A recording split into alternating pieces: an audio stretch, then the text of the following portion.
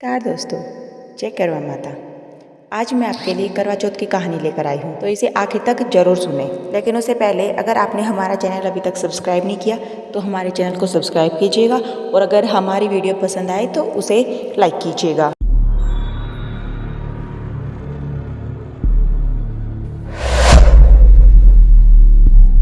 Sangeeta Indian culture. बहुत समय पहले की बात है। एक साहूकार के 7 बेटे और उनकी एक बहन थी। उसका नाम था करवा। सभी सातों भाई अपनी बहन से बहुत प्यार करते थे, यहाँ तक कि वे खाना भी हमेशा साथ में ही खाते थे। एक बार उनकी बहन ससुराल से मायके आई हुई थी। शाम को भाई जब अपना व्यवसाय बंद करके घर आए तो उन्होंने देखा कि उनकी बहन बहुत व्याकुल थी। सभी भाई खाना खाने बैठे और अपनी बहन से भी खाने का आग्रह करने लगे, लेकिन बहन ने बताया कि उसका आज करवा चौथ का निर्जला व्रत है और वह खाना सिर्फ चंद्रमा को देखकर ही अर्घ देकर ही खाएगी, क्योंकि चंद्रमा अभी तक नहीं निकला है, इसलिए वह भूख प्यास से व्याकुल हो उठी है।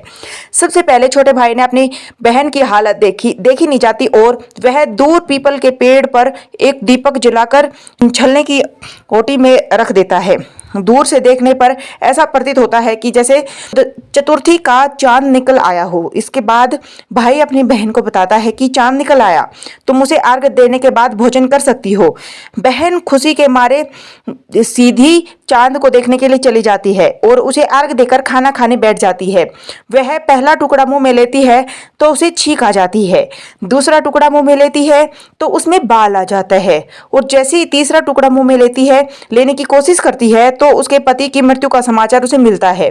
वह बहुत दुखी हो जाती है। उसकी भाभी उसे सच्चाई से अवगत कराती है कि उसके साथ ऐसा क्यों हुआ है, क्योंकि उसने करवा चौथ का व्रत गलत तरीके से तोड़ने के कारण देवताओं से नाराज होने के कारण उन्होंने उसकी पति की मृत्यु कर दी। और उन्होंने ऐसा किया कि सच्चाई जाने के बाद में करवा निश्चय करती है कि वह अपने पति का अंतिम संस्कार नहीं होने देगी और अपने अस्तित्व से उन्हें पुनर्जीवित देखने के लिए वह 1 साल तक अपने पति के शव के पास बैठी रहती है, उसकी देखभाल करती है, उसके ऊपर उगने वाली सुईनुमा घास को एकत्रित करती रहती है। 1 साल बाद फिर करवा चौथ का दिन आता है। उनकी सभी भाभियां करवा चौथ का व्रत रखती हैं। जब भाभियों उसे आशीर्वाद देने आती हैं तो वह प्रत्येक भाभी से एक सुई ले लो, मुझे भी अपनी जैसी सुहागिन बना दो, ऐसा आग्रह करती है। लेकिन हर बार भाभी उसे अगली भाभी से आग्रह करने का कहकर चली जाती है। इस प्रकार जब छोटी भाभी का नंबर आता है तो करवा उससे भी यही बात दोहराती है।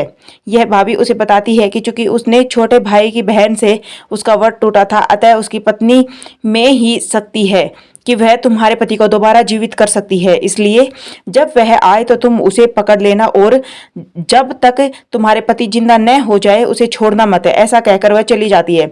सबसे अंत में छोटी भाभी आती है। करवा उसे भी सुहागिन बनने का आग्रह करती है, लेकिन वह टाल मटोल करने लगती है। इसे देख करवा उसे जोर से पकड़ लेती है और अपने सुहाग को जिंदा करने के लिए कहती है। भाभी उसे अपना पीछा छुड़ाना चाहती है, लेकिन वह उसे नहीं छोड़ती है।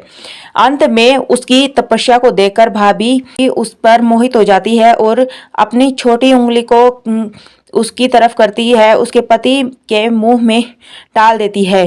करवा का पति तुरंत श्री गणेश करते हुए उठ जाता है।